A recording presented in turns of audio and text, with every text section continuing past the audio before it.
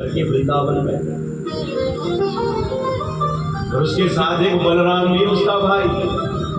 जब ये ज्ञात हुआ, अरे जिस वसुदेव जी के ऊपर मैंने इतना विश्वास किया, जिसको सत्यनिष्ठ में समझता था, उस वसुदेव ने मेरे साथ छल किया। मैं उसको छोड़ने वाला नहीं, क्योंकि बंदी गृह में डाल रखा। फिर नारद जी ने फिर से हाथ लगाया, समझाया। अरे फिर कंस वही हाथ, फिर लग गया जोश निकालने। मैं कह रहा हूं कि थोड़ा तो होश से काम ले। क्या करूं गुरुदेव, आप ही बताओ। नारद जी लगे समझाने, कोई ऐसा आयोजन कर, कोई मेले का आयोजन कर, और दे दे निमंत्रण वृंदावन में भी कि मेला ऐसा ऐसा हो रहा है, वहां मलयुद्ध भी होगा, और जो करना है तू कर, किंतु इतना तो कर ले। बोले ठीक है गुरुदेव, इस बार मेले का आयोजन होगा मतलब। चले गए नारायण नारायण कहते नारद जी, किंतु मन में सोचने लगा कि मैं किसको भेजूं जो वृंदावन में ये बताए क्या कि यहाँ मथुरा में इस प्रकार का आयोजन हो रहा है। एक ध्यान आता अक्रूर जी का। अक्रूर जी से अच्छा कौन होगा? अरे चल बात कह दी, जाओ अक्रूर जी को बुलाओ। अक्रूर जी ने सोचा कि आज वर्ष ने क्यों याद किया, क्योंकि जानते कि दुष्ट है, मूर्ख है, और यदि मूर्ख दुष्ट याद कर दिया तो कोई अपना स्वार्थ सिद्ध करना चाहता उसको। किंतु हमारे राजा है भोजपति, उनकी आज्ञा का पालन करना पड़ेगा।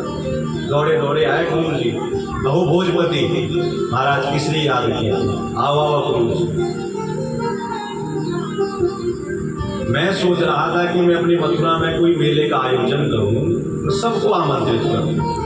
ये आपकी ड्यूटी बनती है कि यहाँ से जाओ और वृंदावन में नंद बाबा यशोदा के जो लाल है कृष्ण बलदेव, वो पक्का आने चाहिए। उनको लेकर के आओ, मेला देखने का बहाना बना। ठीक है हमारा।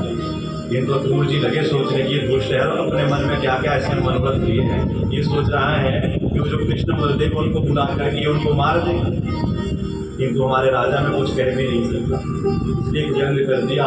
अरे भोजपति बुरा मत माना, एक बात कहूँ, जीवन में आदमी बहुत कुछ सोचता है, मैं ये कर दूंगा, वो कर दूंगा, ऐसा कर दूंगा, किंतु होता वही है जो परमात्मा की इच्छा होता वही है जो परमात्मा। ठीक है हमारा, चला जाऊंगा। हाँ गुरु जी ऐसे मत जाना, मेरा रथ लेकर, अपना रथ देता है कंस।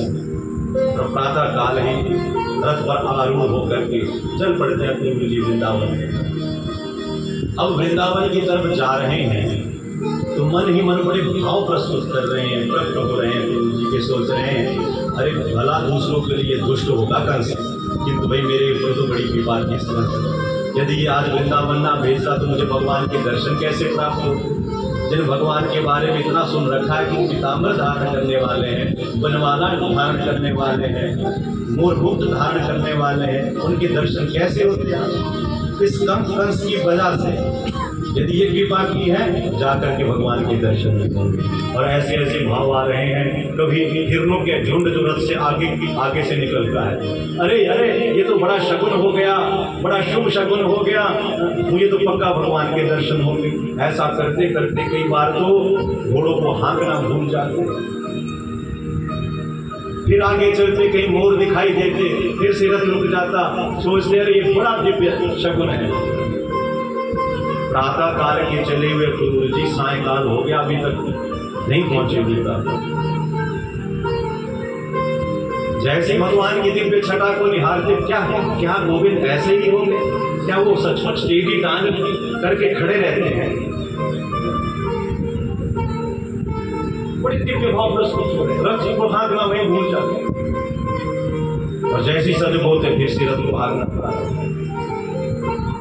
और गोधूली लीला में पहुंचते हैं, और उस समय में पहुंचते हैं जिस समय भगवान कन्हैया बलदाओं के साथ अपने ब्रजवासी मित्रों के साथ गौ का चारण करते पुनः वापस नंद भवन आ रहे हैं। और बड़ी धूल उड़ी है गौओं की उनके चलने से।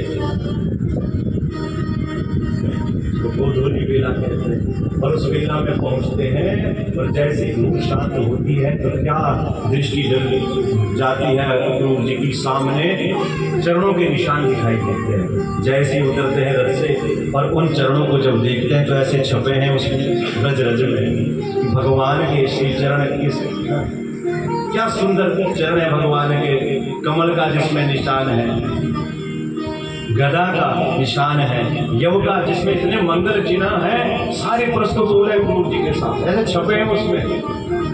उस गोधूली ब्रज रज अक्रूर जी बड़े प्रसन्न मना होकर के वो गोधूली लेते हैं, ब्रज रज लेते, भगवान के श्री चरणों की रज लेते हैं और अपने ऊपर डालते हैं। सारे में रज ही रज लगा देते हैं। इसलिए ब्रज की ही महिमा नहीं है, ब्रज की रज की भी महिमा है। उस ब्रज रज